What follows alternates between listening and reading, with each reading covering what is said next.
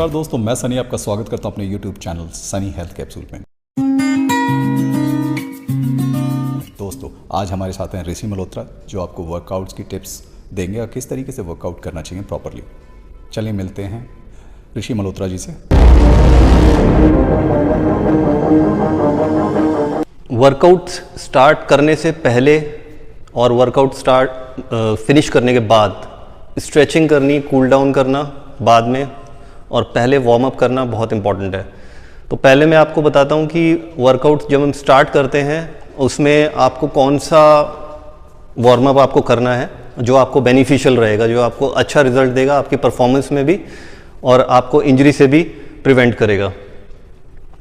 तो जो हमारा फर्स्ट वार्म अप एक्सरसाइज जो रहती है, इसमें हमारा जब हम एक्सरसाइज शुरू करते हैं तो हमारा वार्म अप होना चाहिए डायनामिक। दो तरह के वार्म अप्स हैं, स्टैटिक एंड डायनामिक। तो जो डायनामिक हमारा स्ट्रेचिंग है वो हम पहले वर्कआउट में पहले स्टार्ट करते हैं। वो आपका 5 to 10 मिनट्स का रहता है नॉर्मली, डिपेंडिंग ऑन आपकी ट्रेनिंग किस तरह की है तो आप वार्म अप उसी तरह का रख सकते हैं। और उसका पर्पस मेनली ये होता है कि आपको जॉइंट्स को जो है मोबिलाइज करना है। सपोज अगर मैं चेस्ट की और शोल्डर की एक्सरसाइज कर रहा हूँ तो आपको जॉइंट्स को मोबिलाइज करना है, उनको रेडी करना है वर्कआउट के लिए, एक्टिवेट करना है उसको। ठीक है, तो ये डायनामिक जो वार्म अप है वो हमारा किस तरह का होता है, तो आपको जंप्स लेनी है उसमें थोड़ा सा ये इस तरह की। ठीक है, ये हमारा डायनामिक वार्म अप हो रहा है। इसमें हमारी होल बॉडी मूव कर रही है, इसमें upper body and lower body, इसमें दोनों हमारा वार्म अप हो रहा है दोनों तरीके से। और जॉइंट्स भी मोबिलाइज हो रहे हैं जब आप इसको रेडी कर रहे हैं, आर्म्स को एंड चेस्ट को, लेग्स को रेडी कर रहे हैं। सो फर्स्ट वीडियो में आपने देखा कि वर्कआउट जब हमने स्टार्ट करना है तो हमने डायनामिक स्ट्रेचिंग जो है वो कैसे करनी है। आपने मूवमेंट किया बॉडी का जंप्स लेके, तो वो आपका मोबिलाइज किया आपके जॉइंट्स को और आपका वो वार्म अप हुआ। सेकेंड इज कि आपने कूल डाउन करना है। जब आपने अपना वर्कआउट खत्म कर दिया है तो आपको dynamic stretching, dynamic cool down नहीं करना, आपको जस्ट स्टैटिक स्ट्रेचिंग करनी है, लाइक दिस। अगर मैंने शोल्डर का वर्कआउट किया तो मैं शोल्डर का स्ट्रेचिंग इस तरह होल्ड करके करूंगा। आपने सिर्फ होल्ड करना है, 30 सेकेंड आप इसको होल्ड कीजिए, कूल डाउन कीजिए, ब्रीदिंग नॉर्मल। इसी तरह आप दोनों साइड्स में दोनों आर्म्स को, शोल्डर की टेंशन को रिलीव कीजिए।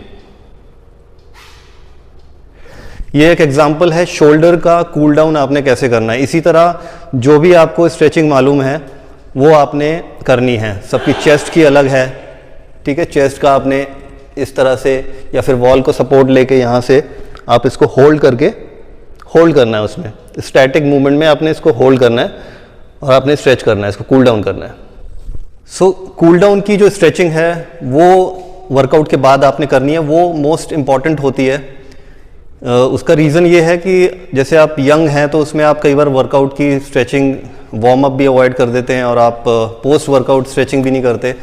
तो इसका जो लॉस होता है, क्योंकि हमारा विद टाइम हमारा थोड़ा रिकवरी पीरियड बॉडी का लो होता जाता है, तो उसको हमारे को प्रॉपरली स्ट्रेच करना है, आपको रिलीव करनी है टेंशन। वर्कआउट जब भी हम करते हैं तो टेंशन हम मसल्स को देते हैं। बेसिकली उसका जो मोटिव होता है मसल ग्रो का, कि हमको टेंस करना है मसल को। जब आप टेंस करेंगे तो उसको मसल को रिलीव करना है, रिकवरी देनी है उसको ग्रो करने के लिए।